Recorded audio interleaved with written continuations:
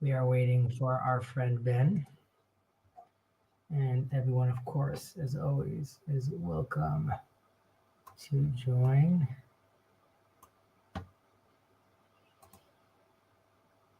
And the link is out. We're waiting for Ben.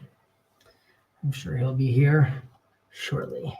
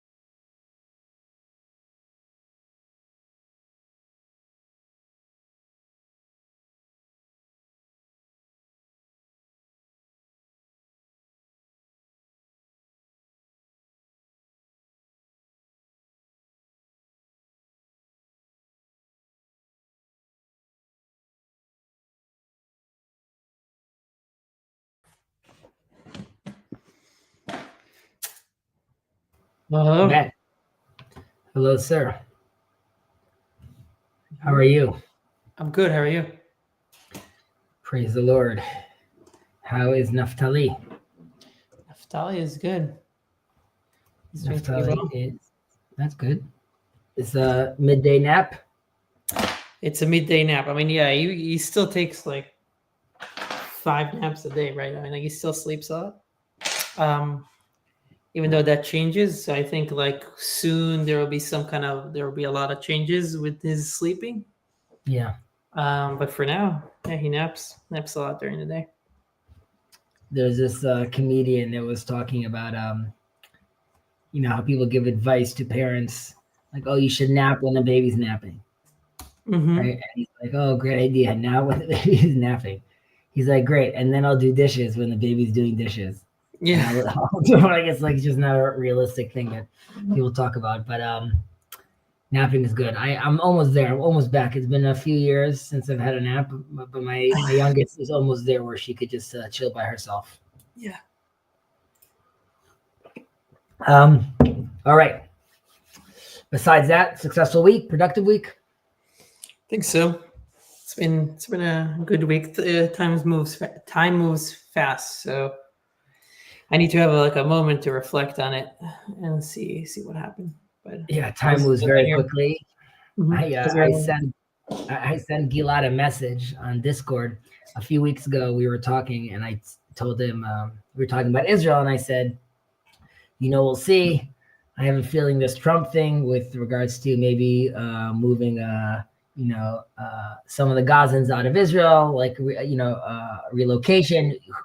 And he's like, yeah, we're not getting into a discussion that's just like not realistic. So I wrote to him this morning. I'm like, I don't know. He's like, oh, do you want to discuss? I'm like, no, let's wait till it unfolds a little. But I was last night I was learning in the kollel in our new neighborhood, and I didn't do it because my brother was learning with his son, but I was reading this thing from Marot about Rav Kook.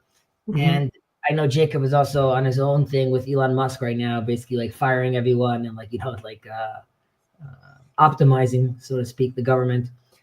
And even, I mean, the war, Trump, AI, there's this new documentary now about the aliens. It's just, when change happens, it happens extremely quickly, and like it gets very intense, and like, I don't know.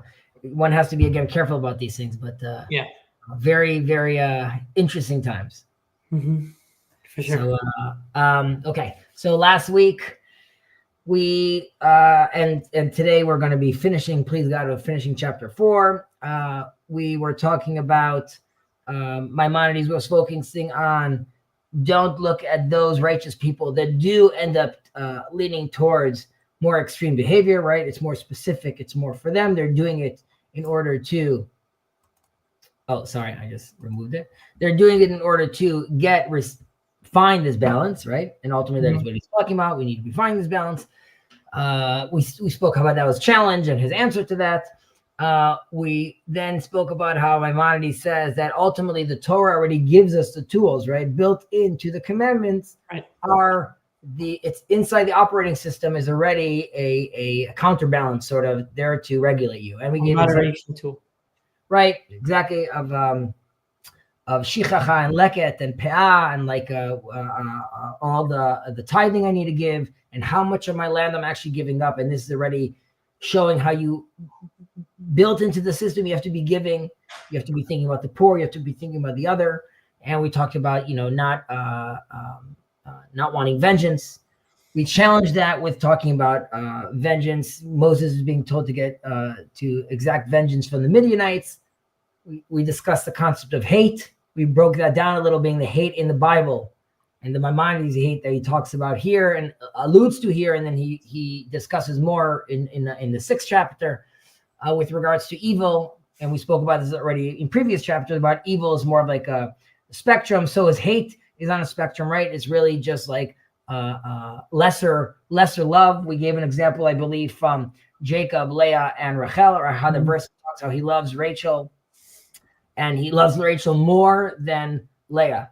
But then the next verse, we says God sees that Leah was hated, right? And really the hated means that she was loved less, right? So we saw that these things were relative. I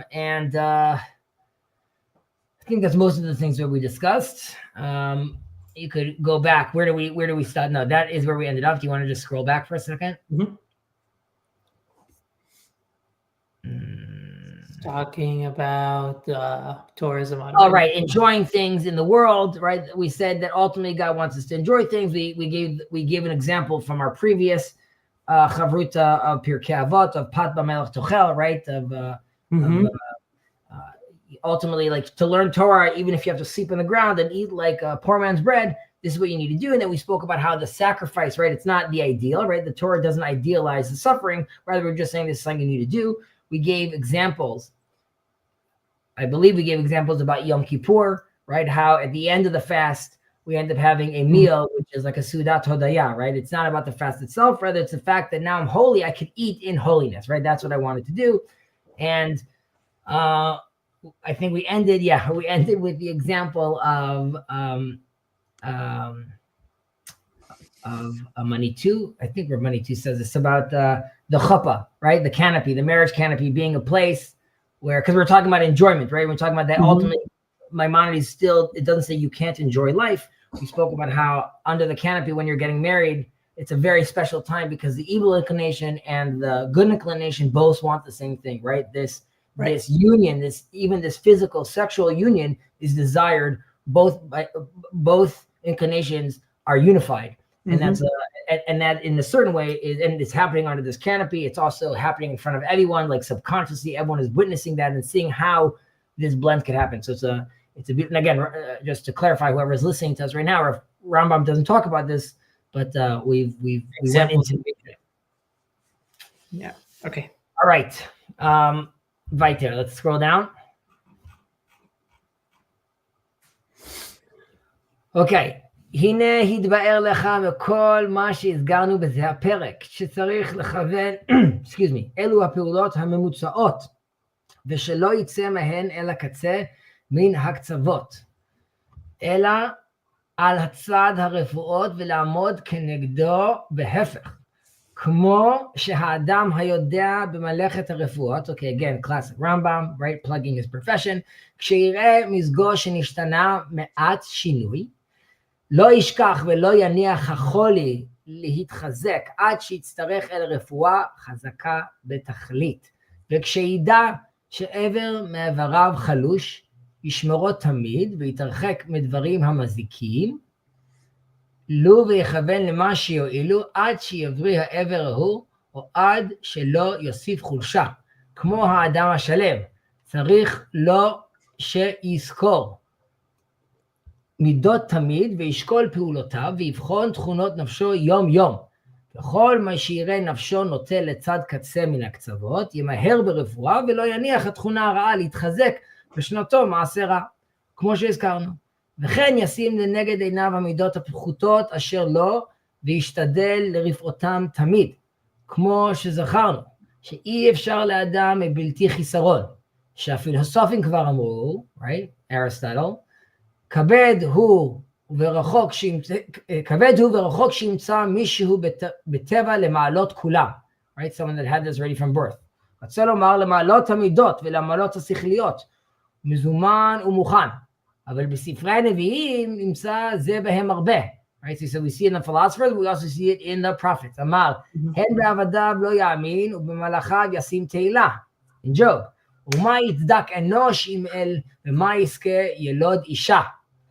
ושלמה המלך, עליו השלום, אמר, סתם, כי אדם אין צדיק בארץ, אשר יעשה טוב ולא יחטא. Very, very famous verse. Take it away, Ben. Okay. From all that we have stated in this chapter, it is evident that it is man's duty to aim at performing acts that observe the proper mean, and not to desist from them by going to one extreme or the other, except for the restoration of the soul's health by having recourse to the opposite of that from which the soul is suffering. So, just as he who, acquainted with the science of medicine, upon noting the least sign of a change for the worse in his health, does not remain indifferent to it, but prevents the sickness from increasing to a degree that will require recourse to violent remedies. And just as when a man, feeling that one of his limbs has become affected, carefully nurses it, refraining from things that are injurious to it, and applying every remedy that will restore it to its healthy condition, or at least keep it from getting worse. Likewise, the moral man would constantly examine his characteristics, weigh his deeds, and daily investigate his psychic condition. And if at any time he finds his soul deviating to one extreme or another, he will immediately hasten to apply the proper remedy, and not to suffer an evil aptitude to acquire strength, as we have shown, by a constant repetition of that evil action which it occasioned. He is likewise bound to be mindful of his defects, and constantly to endeavor to remedy them. As we have said above, for it is impossible for any man to be free from all faults. Philosophers tell us that it is most difficult and rare to find a man who, by his nature, is endowed with every perfection, moral as well as mental. This thought is expressed often in the Nevi'im and prophetical books as, behold, in his servants he put no trust, and his angels he charged with folly. Or how can man be justified with God? Or how can he be pure? How can be pure one that is born of woman? And Solomon says of mankind in general, for no man is so righteous upon earth that he should do always good and never sin. Right. Okay. So, of course, in this fourth chapter, he's emphasizing, right, finding this balance ultimately. Right. Right. And what's interesting here is that, he's obviously emphasizing this daily need for like cheshbon nefesh, right, for doing introspection. Right, and to avoid these extremes. Now it's interesting because he says like he should immediately do this. He'll hasten to that. Like it talks about this process seemingly being not so difficult. Right, it's really like maintaining this, right, exactly, maintaining this balance of like the physical and the mental. Right, these resources, it doesn't demand so much of you. And he, of course, like we said, he draws these parallels from like the medical world, right, of like doing this self-examination to taking care of your body. Right, if you see something's wrong with you, you obviously immediately need to go take help. You need to go get help, right? So if I have a headache today, if even you say the word headache, give me 4 Advils, just because like I'm already nervous about that. So and obviously in our own traits, we see this every day, right? With like anger or lust, we can immediately feel when these things creep up on us. It's not like a surprise where these things. Well, we might be surprised when it happens, but it's not news to us that we might get annoyed by X, Y, or Z, right? Yeah. Now it's interesting. Sorry, go ahead. Well, I was just going to say that it's interesting because it dovetails pretty well with the discussion that I had with Jacob yesterday about Mesilat Yesharim. Because we were talking about zirut, watchfulness. And in that instant, it's also about doing the daily investigation, but also being mindful of everything that is happening to you or is an effect of your actions. And your actions might be habits that you're doing, and your actions can have effect on your intellect, let's call it. And there, so here the Rambam kind of mentions it as if it's maybe a part of it is automatic, or it's reflexive, just like it's reflexive when your foot hurts and you're like, okay, I need to do something for it. It's reflexive. That's the ultimate goal. Right, that's the ultimate goal. So in Mesiyat Yesharim, he kind of obviously, or he emphasizes that before you get into being watchful and being mindful of what happens to you, what your actions do, you need to consume a value system, right? Torah study is what he says it comes before. So that's how you get it to be reflexive. Nachon me'od. Thank you for sharing that. It's always good. Right. So to what RJ says, I'll try to hit this thing. Observing oneself with the word mindfully never hurts. Mindfulness, right? Right. The implicit there is that you are mindful towards something specific. Like, what are you mindful towards? Because just being mindful is great, but the question is like, what is salient to you? Like, when your foot hurts, it's obvious, but what is the action that you're really worried about versus the one that you don't care about, right? This is we're going to touch upon this on the 6th chapter, on the 5th chapter, next chapter, really, which is like, once I rectified all these things, what am I aiming it towards, right? Like, we're going to see, like, it's a real question. If it's a very specific thing, it's not going to be all encompassing, right? And there's a sense where, like, I have to find the most high to focus on, and through it, everything else gets affected. But we'll get into that. But yes, obviously, what you're being mindful about, of course, this matters. Green Soul, hello, welcome. I hope all's well. We're glad you're here. Upcycle Harris, as a kef to have you here as well. As a kef means so fun. What a pleasure to have you here as well. We are blessed to have all of you here. All right. So, right. Okay. So it's important when we're continuing this, though, because I was just thinking about this, as I mentioned, like the spectrum again, which is the feeling of lacking, or definitely as far as my manner is considered, is part of being human, right? This is not like a flaw, but this is, like we speak often, this is not a bug, but this is the feature of our existence. And like I said, in the 6th chapter, we talk about this more, about how the evil inclination is actually, like, it's essential to our identity. You could look at it as, and we've played around with this, you and I, with like evil being there before the fall, or like it's because of curiosity, or like, of busha, of embarrassment, right? Of lack of confidence. But it's also, you could also look at it as evil, sort of the core.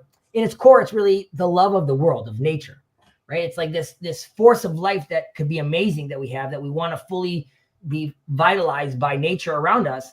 But if it's untethered, it could be corrupted. And that's really like every movie, right? Like, there's a scientist that loves the idea of, like, we're going to clone everyone, we're going to bring everyone back. And then it ends up turning like dystopian, right? This is like forced lives that could become evil. And we spoke about this with Cersei.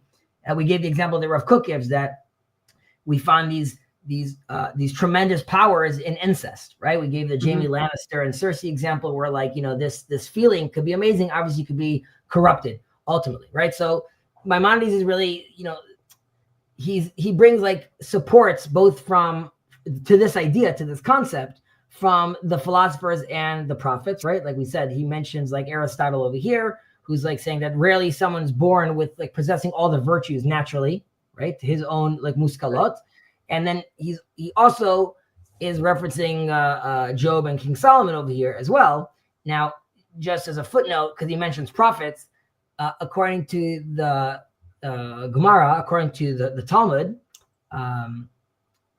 Eliphaz and Job are considered prophets, right? So that's why and that's assuming these people really existed, right? Because there's other Eliphaz, remind me.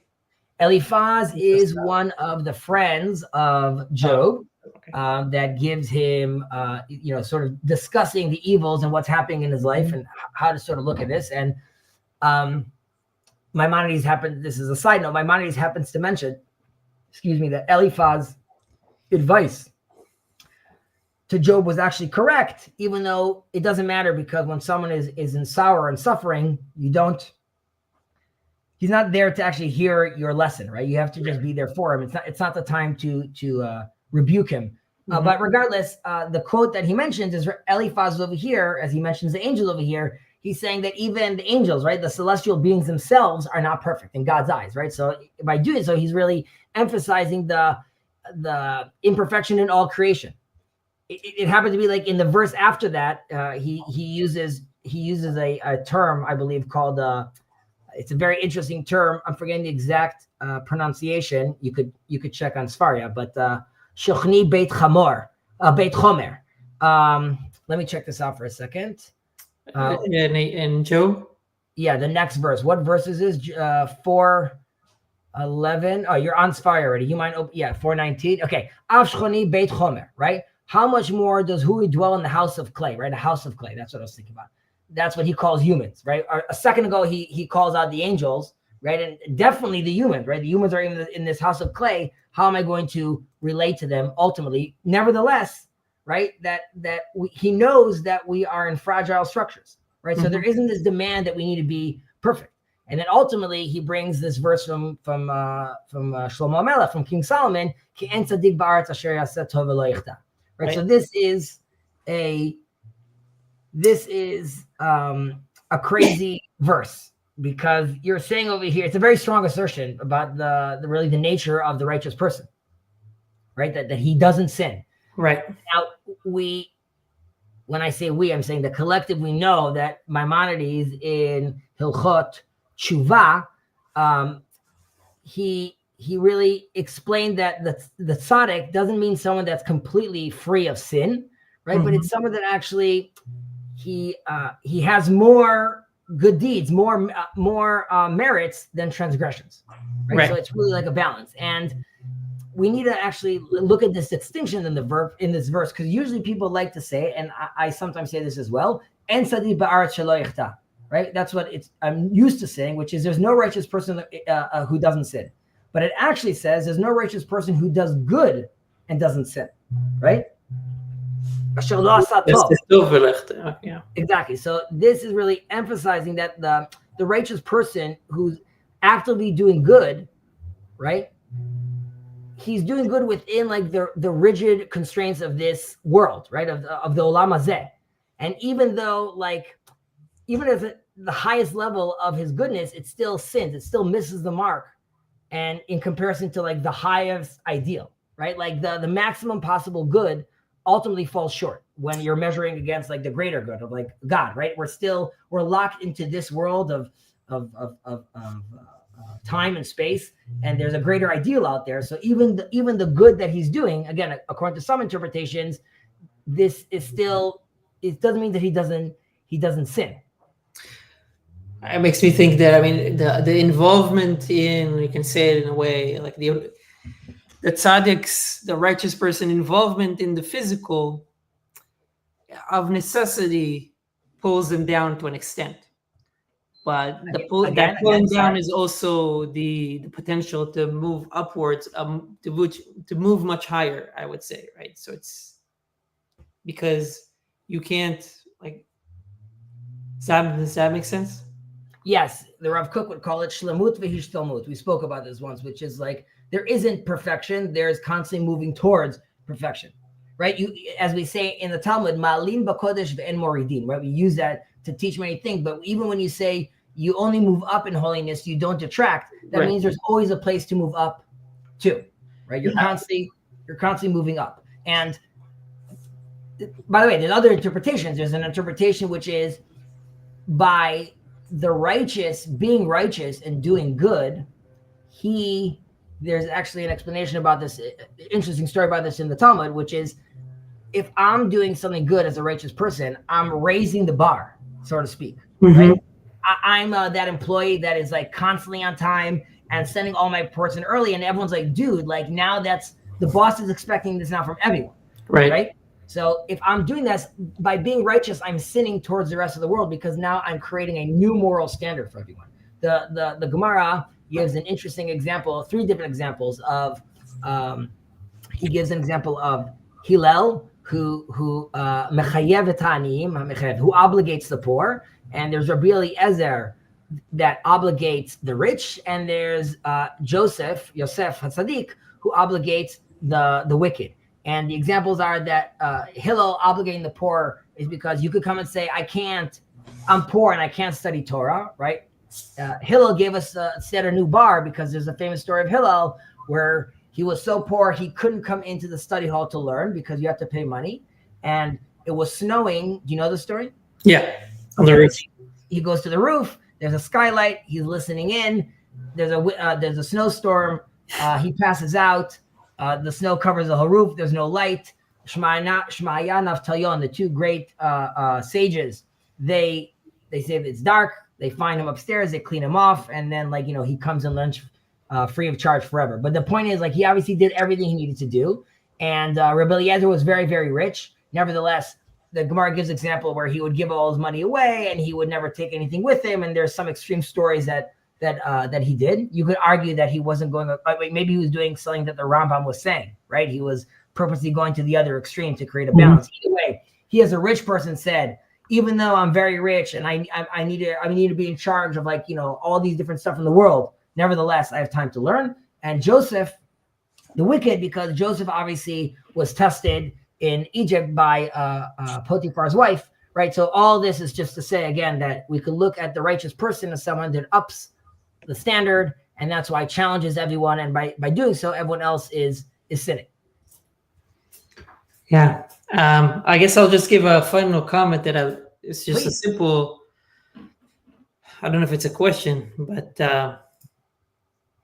it's just interesting that the Rambam kind of tries to hit this thing where he's letting us know, or he's letting somebody know, or a group of people know that we're not perfect. And in a way, it's why does he need to tell me that? It will seem obvious to me that obviously there are things that I need to improve. And I would think that for most people, they wouldn't think, well, I'm perfect. So it seems like it's just interesting that he feels the necessity to really emphasize this. Well, going back to King Solomon, ultimately what Maimonides holds is that King Solomon is not saying that the righteous is evil. Rather, he's saying all man has to work on himself, right? We're all born with our own certain inclinations. No one's born perfect. And then everyone has their own struggles and battles that they need to be working on. However, and we're going to see this in the next part as we read on, there are verses that one needs to attend to. And there's obviously, as Maimonides is going to continue right now, that, and I love how Maimonides talks about Moses, the master of the former and later ages. Oh, so awesome. Just with regards to Moses and Maimonides, we're also told that when we say about Maimonides, Moses, which is his name, Moshe ben Maimon, that from Moses, the prophet, till Maimonides, no other Moses. It wasn't a worthy Moses that came up, right? So, yeah. And we call him the Great Eagle. As we all know over here, definitely in Jacob's Little Corner, we're all big fans of Maimonides. But when Maimonides talks about Melech HaMashiach, right, the Messiah, because there's some that say the Messiah is even greater than Moses, and Maimonides comes and says no, he's not. Messiah is maybe smarter than King Solomon, but he's not greater than Moses. Ki lo kam b'Yisrael ki Moshe, right? There's no one ever like Moses. And that goes back to why we're even here. Oh, so maybe he didn't sin, right? Because then there are some people that can't sin. So this is the example that we're going to use, or that Maimonides is going to use.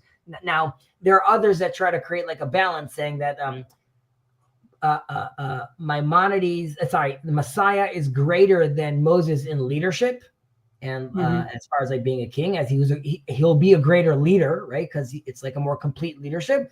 Yeah. But as far as prophecy, no one was as great as Moses. Other disagree with him, but that's of course where Maimonides lies. Okay, so let's continue reading. Mm-hmm. Okay. ואתה יודע שהאדון הראשונים והאחרונים, משה רבינו, עליו השלום, כבר אמר עליו השם יתברך, יין לא האמנת בי להקדישני לעיני בני ישראל. על אשר מיריתם את פי דמי מריבה, אשר לא קידשתם אותי בתוך בני ישראל. וחטאו, הוא שנטל לצד אחד מן הקצוות ממעלת המידות, מוזס, והיא הסבלנות, כאשר נצא לצד הרגזנות באומרו, שימונה המורים. דקדק עליו השם יתברך, שיהיה אדם כמוהו כועס לפני עדת ישראל, במקום שאין ראוי בו הכעס. וכיוצא בזה בדין האיש ההוא. חילול השם הוא. Right? It's a big deal. מפני שמתנועיו ומדבריו כולם למדים, והיו מקווים להגיע בהם אל הצלחת העולם הזה בעולם הבא. ואיך יראה בו הכעס? והוא מפעולת הרע, כמו שביארנו, ולא יבוא כי אם מתכונות רעות מתכונות הנפש. אבל אמרו בעניין מריתם את פי, הוא כמו שבאר, והוא שלא היה מדבר עם השכלים, ולא עם מי שאין לו מעלה, אבל עם אנשים שהקטנה שבנשיהם הייתה כיחזקאל בן בוזי, כמו שזכו החכמים, וכל מה שיאמר או יעשה יבחנהו, וכאשר ראהו שכעס אמרו שהוא עליו השלום ודאי אין לו פחיתות המידה, ולולא שהיה יודע שהשם יתברך כעס עלינו בבקשת המים ושאנחנו הכעסנו יתברך לא היה כועס. ואנו לא מצינו שהשם יתברך כעס בדבריו עליו בזה העניין, אבל אמר קח את המטה והקל את העדה. והנה יצאנו מכונות השער. אבל התרנו ספק מספקי התורה, huge sentence, ספק מספקי התורה, שנאמר בו דברים רבים, ונשאל פעמים רבות, איזה חטא חטא? וראה מה שנאמר בו ומה שאמרנו בו, אנו והאמת תעשה דרכה. Big stuff, taking on Moses himself.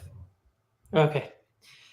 So thou knowest also that God said to our teacher Moses the One second, if you don't mind. I just want to respond up here to RJ. Can we recap how Rambam defines views sins for those who are unfamiliar? We're going to get into it more in chapter 6, but he sees it on a spectrum. He sees sin as sin, and I mean, again, hate that's coming out of sin. It's radicalized love or radicalized life forces that if they're going to an extreme, they become evil, right? That's why he's always going to the balance. And we call them sin because that's how we relate to these things. But ultimately, even in these things, these specific sins, we spoke about this with Cersei and Jamie. Again, I'm going back to this, and Rav Kook gives this example, but Maimonides alludes to this as well, which is these life forces, if they're taken to the extreme, like lust for a sibling, right? It's too close to home. That creates devastation. However, it's not that can't be expressed, right? That ultimately could be expressed with a spouse, right? And we go back to that inclination that's happening under the canopy, right? That the evil inclination and the good inclination both want this union. That's when it's ideal. If it's taken to a different extreme, I could be obsessed with someone, right? So that's how he sees evil, as a spectrum gone astray, an extreme tendency to lean towards one extreme. Okay, sorry, you could go ahead with your translation. Well, so we know that also God said to our teacher Moses, the master of former and later ages, because you have not confided in me to sanctify me, because you rebelled against my orders at the waters of Merivah, because you did not sanctify me in front of the people.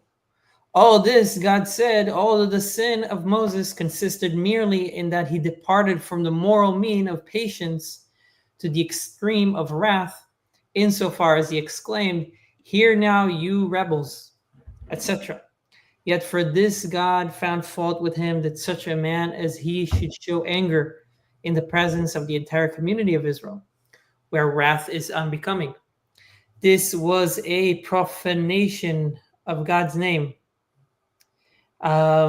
because man imitated the words and conduct of Moses, hoping thereby to attain temporal and eternal happiness. How could he,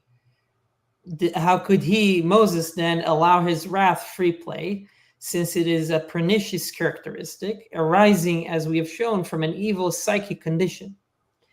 The divine words, "You, Israel, have rebelled against me," are, however, to be explained as follows. Moses was not speaking to ignorant and vicious people, but to an assembly, the most significant of whose women, as the sages put it, were on a plain with Ezekiel, the son of Buzi. As we say, what the maidservant saw at the Sea of Reeds, right? Ezekiel didn't see, right? That their level of prophecy, of holiness at that time was very great. Right. So when Moses said or did anything, they subjected his words or action to the most searching examination. Therefore, when they saw that he waxed wrathful, they said, "He has no moral imperfection. And did he not know that God is angry with us for demanding water, and that we have stirred up the wrath of God? He would not have been angry with us." However, we do not find that when God spoke to Moses about this matter, he was angry. But on the contrary, he said, "Take the staff and give drink to the congregation and their cattle." We have indeed digressed from the subject of this chapter, but I hope, satisfactorily solved one of the most difficult passages of Scripture, concerning which there has been much arguing in the attempt to state exactly what the sin was which Moses committed. Let what others have said be compared with our opinion, and the truth will surely prevail. All right. So, like we started by calling him, like, the master of the former and the later ages, or the prophets, right? This is like the complete human being, right? This goes back to the question you had about why are we even asking this? Because looking at the verse from Solomon and then looking at this, we could be like, wait, this is a contrast, right? We just asked this also earlier about saying, don't be vengeful, but then we see that Moses is being asked to be vengeful towards the Midianites. So we have a tension over here. Now, Maimonides is giving this interpretation, which is unique, that the sin is related to his character traits, right? Not actually like something that he did, rather a manifestation of something he did. Now, how he did it, right? You just ended it with saying that he's pinpointing that this is like the most like challenging like question, right? This is one of the greatest mysteries of the Torah, right? Safek Sfekot. So before we jump into like Maimonides, we should just mention that the Shadal says that like he gives like his interesting interpretation, which is that Moses commits like one sin, but over time, different commentators added like multiple interpretations and ended up adding more sins. And he specifically he avoided this topic because he was nervous that if he would learn this topic, he would end up adding another sin, right? So he didn't want to even deal with this. It's just an interesting note. Rashi, though, famously says that the sin was striking the rock, right, instead of speaking to it, right? That's what God commanded him to do. And if Moses would have spoken to the rock, it would have been even like a greatest sanctification of God's name, as Maimonides also alludes to over here. And the Israelites would have learned a very powerful lesson about like, the obedience and believing in God. Now, Moses obviously chooses like a more forceful approach over here. And this is also a reflection of his like frustration, right? And like maybe even like a slight tendency also towards anger and not being patient. Now, there's a more interesting approach, which is Yonatan ben Uziel, or it's a tribute to Yonatan ben Uziel, that he suggests that water could have come out from the rock either by speaking to it, or striking it. Right. And if you also look at the verse, it sort of becomes more evident, because why else did he need the staff? Right? Like we know, I'm giving a different example over here. When David, fights Goliath, right? He picks up the rocks, so he knows what he's doing already, right? That's the plan. And then he comes with a stick. Why is he with a staff? And then Goliath sees him and says, "Do you come with me with a stick because you see me as a dog?" And the idea is like that was a diversion, right? But he clearly using the stick. Here too, the stick, God tells him take the staff. Sorry, not the stick, the staff. Right. So why is it even mentioned? So according to Rav Yonatan ben Uziel, there was two options. Now Moses had to choose what method he wants to use, right? Based on the spiritual level of the Israelites. And if they're at a higher level, right? So speaking should have sufficed, but because of their complaints, right? So this is also where we could see potentially Rambam is incorporating the idea of Yonatan ben Uziel, or Yonatan ben Uziel is reading this out of Maimonides. That would be the proper order, which is they're already at this high level, right? This is already towards the end of the 40 years. Yeah. And at this point, like we said, they're higher. They're at a higher level than the prophet, right? But because they're complaining, and he calls them out, right? Shimuna Hamorim. He calls them out on this behavior, and he hits the rock.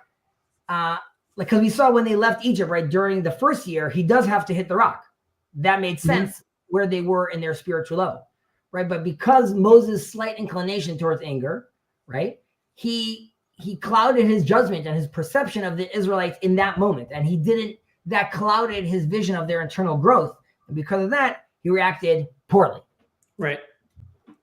I would also add, as we generally do, that Rav Kook, he adds another layer up to this, right? Which is like there's two types of leadership. I think we might have even spoken about this in the past, maybe in Pirkei Avot, but there's a leadership that imposes authority, and there's a leadership which allow for space to grow. And this is I think we spoke about this once, about the Gemara talking about how the metaphor of Moses is like the sun, and Joshua is like the moon, and how, right, like when the sun is out, right, it dominates all the sky, right? No stars are shining when the sun is out, obviously, and we liken that to Moses's leadership, which there's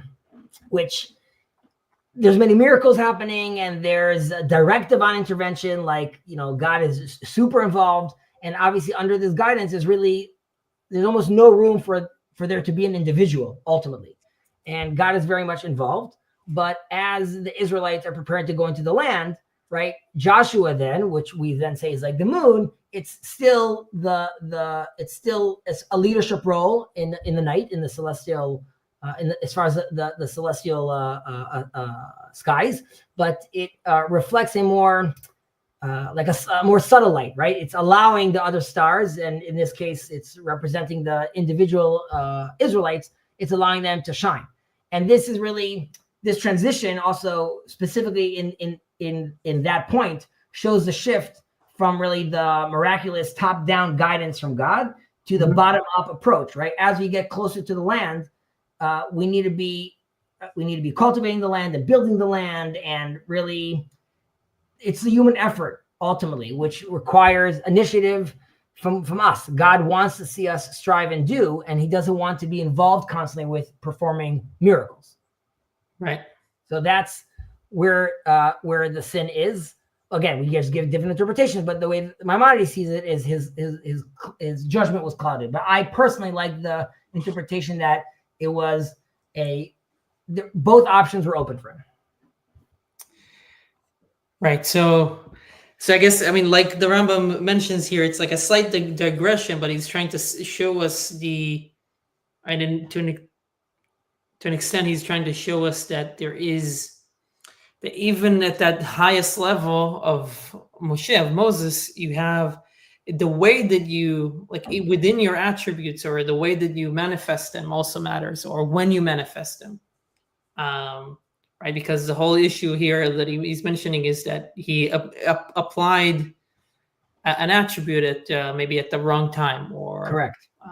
So, well, it's no. What he's saying is because he wasn't careful about his own inclinations, that meant that clouded his judgment, right? That allowed that to happen, and because of that, there was a bad result, right? It's not like the attribute itself made him do that. It's because he.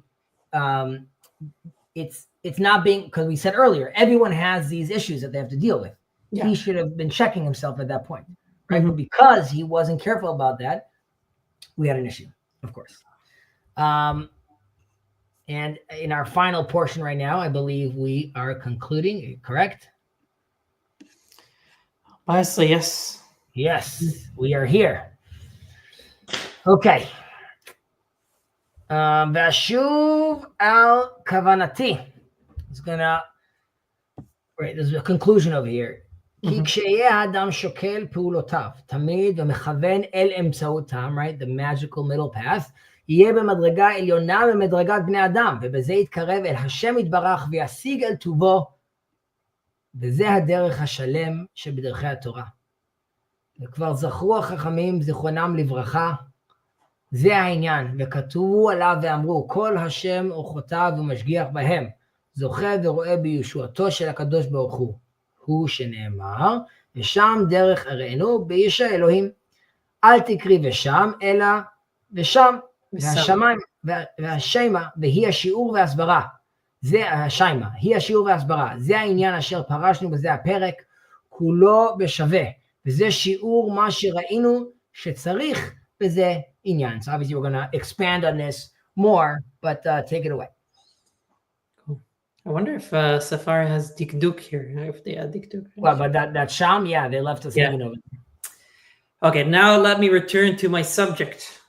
If a man will always carefully discriminate as regards his action, directing them to the middle path, the medium course, he will reach the highest degree of perfection possible to a human being, thereby approaching God and sharing in his happiness. This is the most acceptable way of serving God, which the sages too had in mind when they wrote the words, "He who ordered his course right is worthy of seeing the salvation of God. As it is said, to him that ordered his course right will I show the salvation of God." Do not read Visham, right? Ella, but Vesham derech. Yeah, well, in Hebrew, But in English, Shuma means weighing and valuation. This is exactly the idea which we have explained in this chapter. This is all we think necessary to be said on this subject. by the way, like the tax Shuma, right? Like we have in the tax authorities, we use that word today. Also In the what? In taxes, you use Shuma. Shuma, I don't do taxes in Israel, so I don't know that. It's good. It's easier that way. Yeah. They take everything, 50% of what you bring. Right. So basically what he's going back to his main topic, right? It's like what we explained earlier, right? The initial stage of refining one's midot, one's traits are really, that is the means to attain a chokhmah, right? Wisdom ultimately. And a person wants to do this, right? So I want the forces of my soul, right, not to obviously get in the way or hamper my intellectual pursuits. And what's interesting is what he's stressing over here, that once a person's actually he's achieving this level of true understanding of God, of divinity, right, and God's actions in the world, we were talking about this in the beginning of the stream, about their ethical traits are no longer just tools, right? They actually become an organic. You were talking about this about Mesilat Yesharim. It becomes really an organic expression of their understanding of reality, right? Like, I'm not being patient because I want to be patient. I'm being patient because I'm naturally patient, right? Like if I'm in this state of mind, I'm not acting of kindness, right? Like, because I'm trying to improve myself or to fulfill obligations, right? Being kind is, my mind doesn't mention this verse over here that we talk about in Dvarim about Ve'alachta bedrachav, right? And you should walk in God's ways. Being kind is actually acknowledging God's way in this world, his attributes, right? God, Maimonides talks about this in the Moreh, in the Guide to the Perplexed, where God's attributes, right, the 13 attributes that we take off in the Torah, they're not actually essential attributes, but they're descriptions of his actions in the world. And if I'm participating in those actions organically, then I'm participating in God's attributes. Right, like you're embodying them. Yeah, I mean, and this is what we say, right, to our Christian brothers and sisters, which is Banayatem kulchem hayom, right, which is like, as far as being a hypostasis of God, right? We do that. We're all that by made in his image, and we do that by acting and performing in his ways and walking in his ways. I think we'll wait to start chapter 5. Could you just go inside for a second?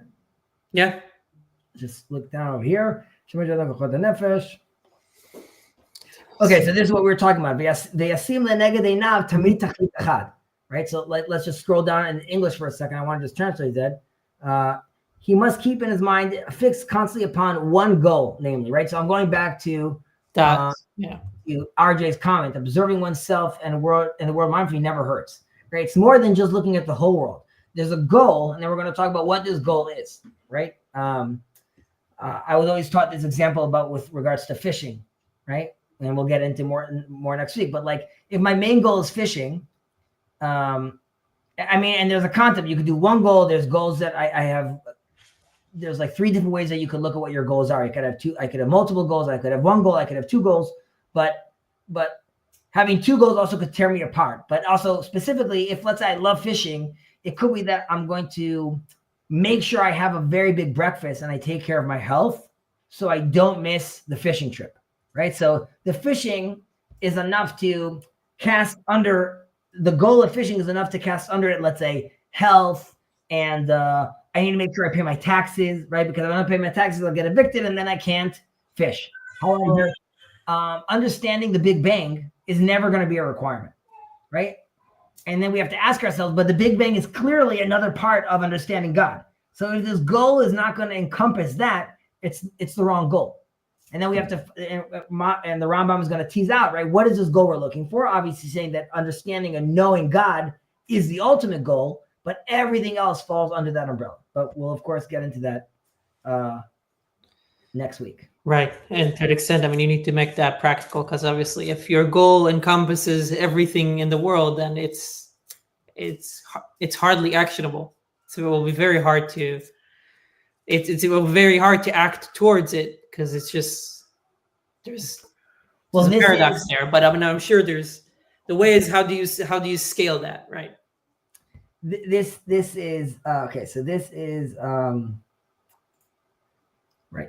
There's a question, and we believe as Orthodox Jews that the phylacteries, right, ultimately they are bringing redemption to the world and peace and harmony to the world. We have to be able to explain that. Like, what does that mean? And this relates to the goal. Well, why is there poverty in the world? Or why are people hungry in the world, right? Because in theory, there's enough food in the world, correct?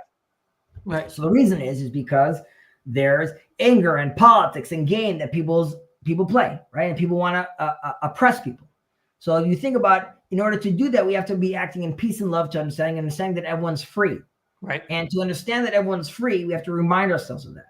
And one way of reminding ourselves of that constantly is the story of redemption, the greatest story of redemption ever told, which is the Exodus of Egypt.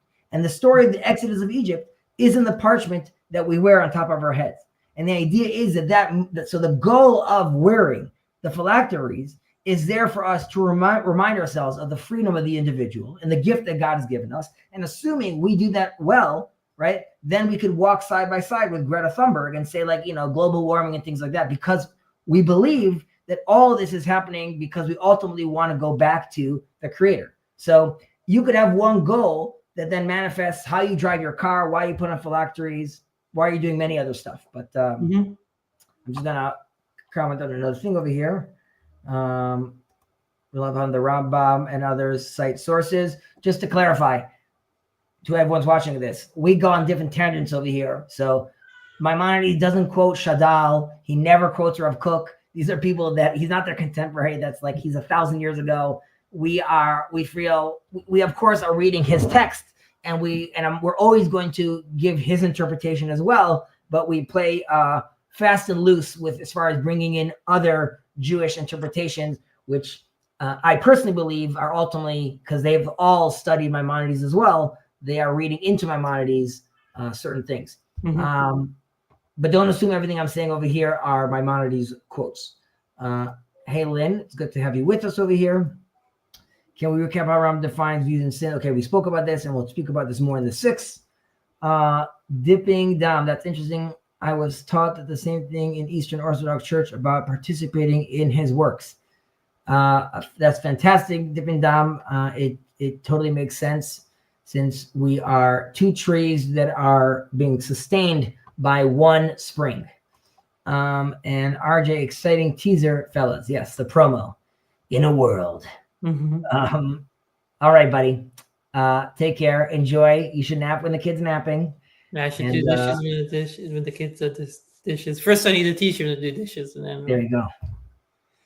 Listen, I'm a strict dad. I'm a big believer in giving, as I tell my kids, the more responsibility you take on, the more freedom you'll have. But I tell my son, if this was prehistoric times, you would be hunting mammoth with me, and that boy is in there. Yeah. Take care, Ben, and we'll catch up next week. Thank you. Appreciate it. Have a good night, everybody. All right. Very fun. I'm going to hang out we finished 5 minutes early. I'm going to hang out for a few minutes if anyone wants to join for a little chat, schmooze, a question.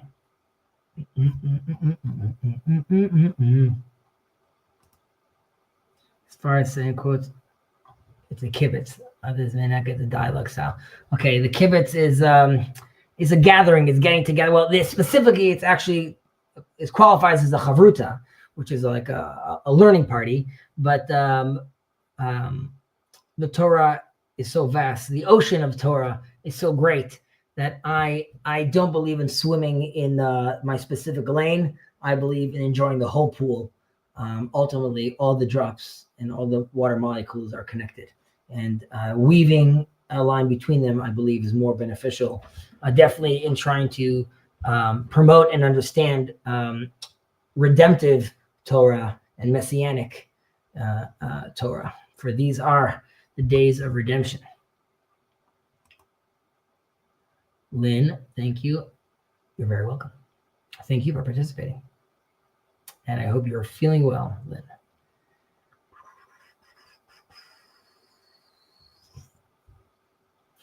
Also, crazy stuff happening in Israel, obviously. You guys all know that. I mean, Donald Trump, Israel related, but bonkers.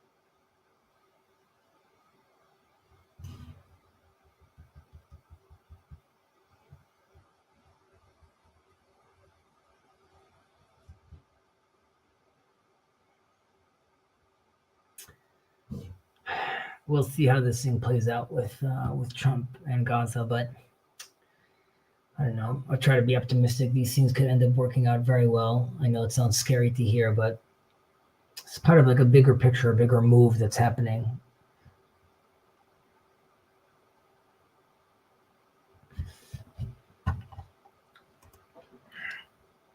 Yosef and I are supposed to do a deep dive on Genesis, specifically the first chapters, through with the commentary of Rabbi Shirky, which is like a mixture of he brings in many different sources, so it's also like very much like in my weaving style, not my style. Much of my Torah is from my father and my brother and my other rabbis, but in the last 8 years or so, a lot of my Torah style it comes from him. So it's my Torah style study comes from him. So it's very interesting for me, and it's Yosef is being exposed to Rav Shirky that way, and I'd love to learn it together with him. And that would be like a verse by verse with an interpretation. I'm sure that too will go in many different directions. And then there is I was going to do a Rambam on Pirkei, but my brother decided that he wants to do that with me, so I'm doing that with him now. But for the Noahides specifically, I would like to do a discussion on prayer and do also a deep dive on the blessings of the Shema and the Shemona Esrei, the standing prayer or the silent prayer, and its 19 blessings, and go through each one of those and explain what's actually going on over there, what we're asking for, what the intentionality is, the background, the context of these blessings. So I think that's probably, those are the probable two next topics we'll be discussing. Sorry, I was distracted for a moment.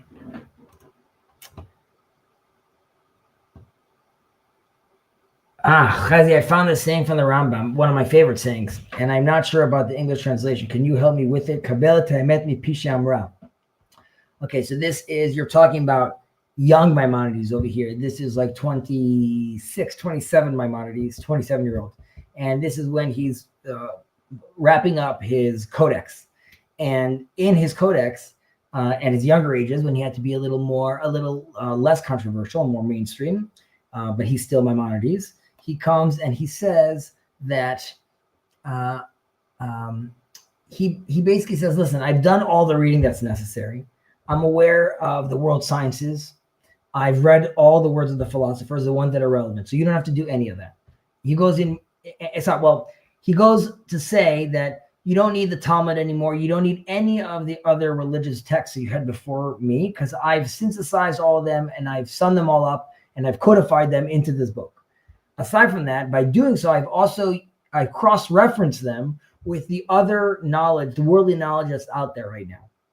And so at the time, the relevant, psychology, medicine, science, astrology, and when it's talking about philosophers, generally speaking about Aristotle, that he's reading through an Arabic lens from its translations in the context he was living in. But he then mentions that ultimately you need to accept the truth from he who says it. That's what that verse means, which is, it doesn't matter if it's a Gentile or your enemy. One who speaks truth, right? We accept it because it's truth. So definitely with regard to the sciences and things like this, and this also relates to sort of the perplexed, in his guide to the perplexed, someone that's perplexed because he is accepting these truths, but then he finds a tension between the Torah truths and, let's say, the scientific natural world truths, and then trying to put those things together. But that is why Maimonides is fantastic, because he is willing to integrate universal truths. He, of course, will assert that they too are from divine revelation, ultimately coming from God. But that doesn't mean that the wise and righteous men of the world, Gentiles of the world, can't themselves reach this knowledge. And that's why he feels comfortable calling Aristotle, he sings his praises, right? Close to the perfect man almost. Again, nowhere near Moses, but as far as all other men, he is high up there. So that's what that verse means. And I'm sorry if I elaborated too much on that. But it's a great question. Upcycle. Harris. I enjoyed when you highlighted the way practice is linked to intention today and look forward to you and Yosef talking. Yes, please, God, that'll be a lot of fun.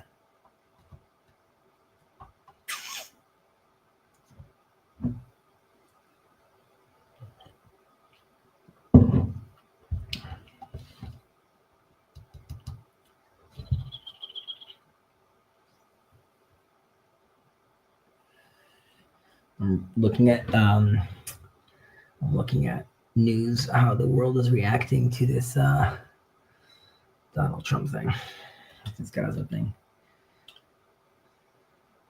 So much confusion, so much anger, so much ignorance.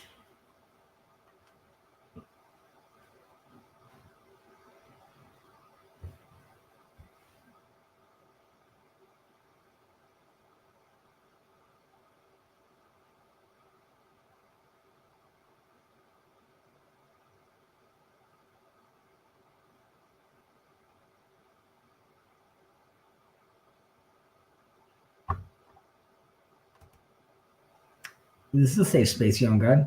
Come on now, you're a big boy.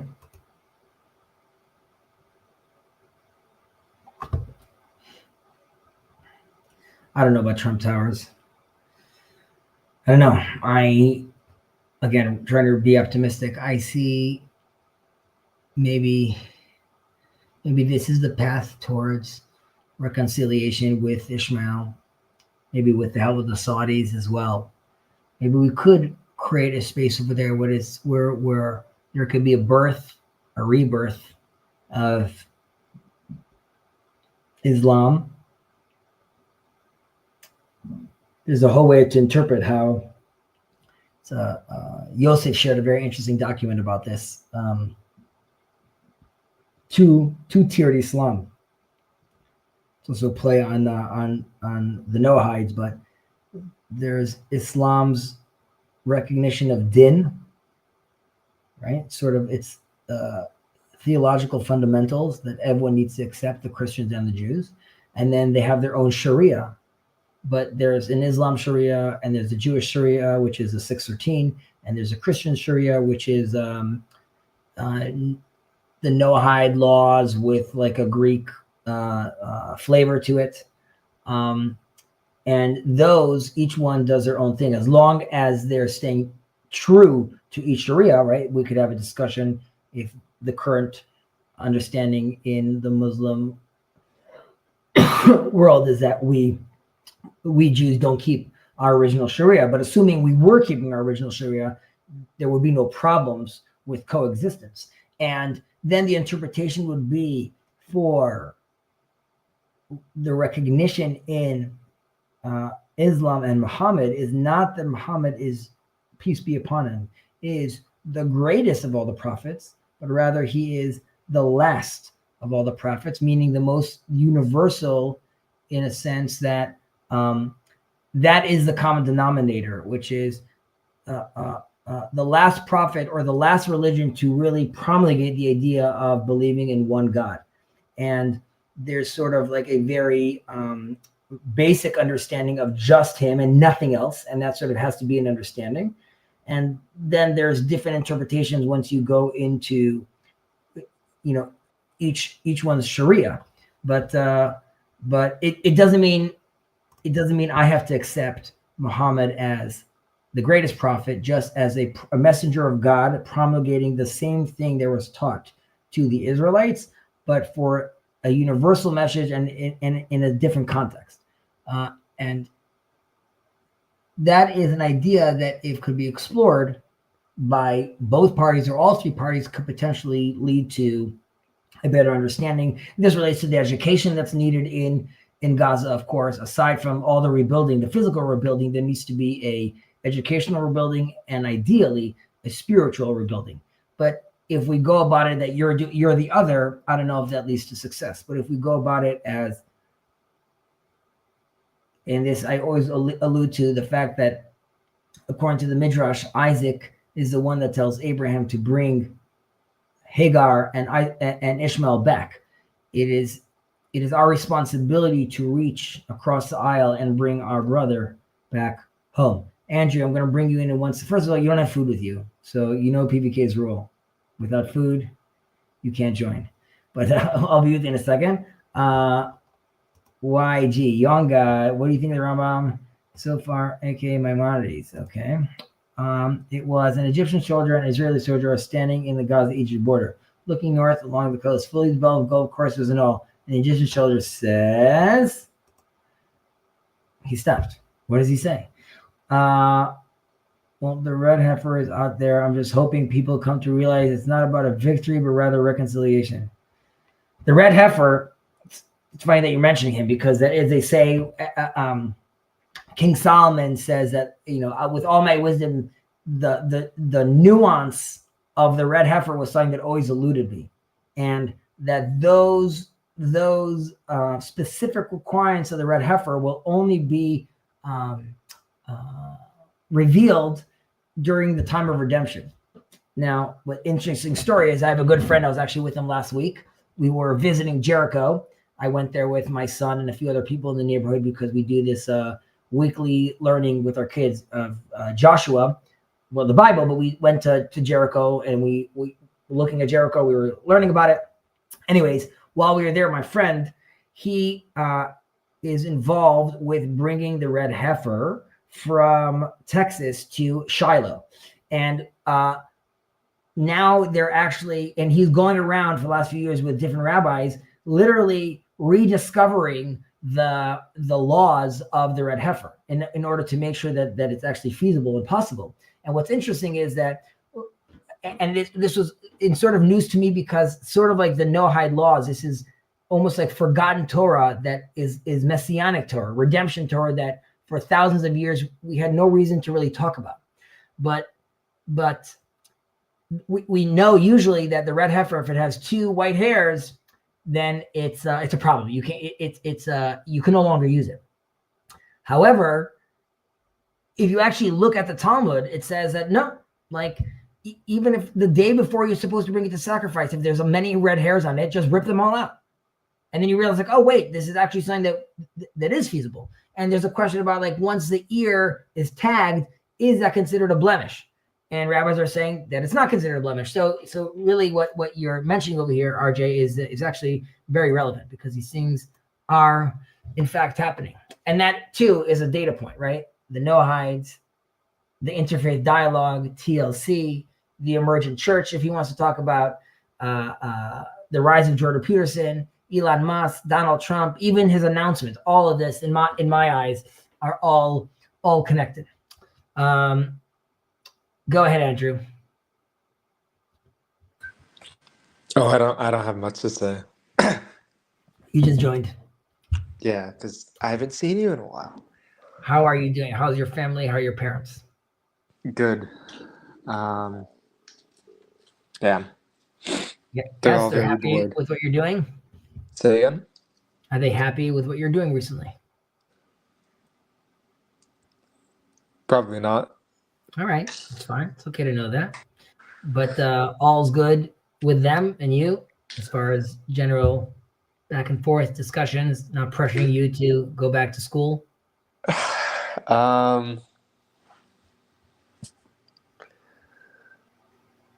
not horrible. You know they love you very, very much, right?